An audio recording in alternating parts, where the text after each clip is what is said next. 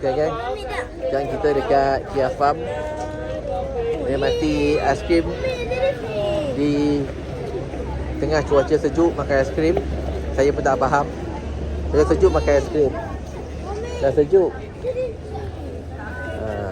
Cuaca panas, minum panas. Ni makan aiskrim. Sedap. Sikit? Sikit? Oh, tak bagi. Okay. So, kopi. Okay, kalau korang boleh tengok, kat sana dah tutup lah.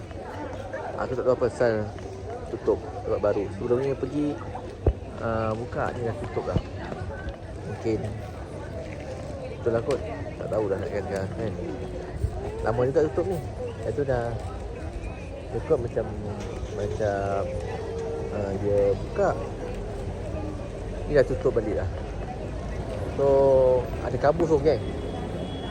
Dah sekarang pukul 10 pagi masih berkabus lagi kan. 10 pagi masih berkabus lagi. So lepas kita dapatkan posting lah makan aiskrim Bandar.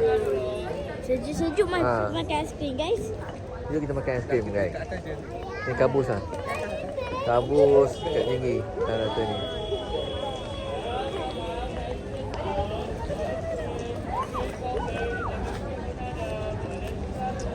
Jam lah, orang nak masuk parking. Parking kat sini. Jam. Okay, kita jumpa lagi.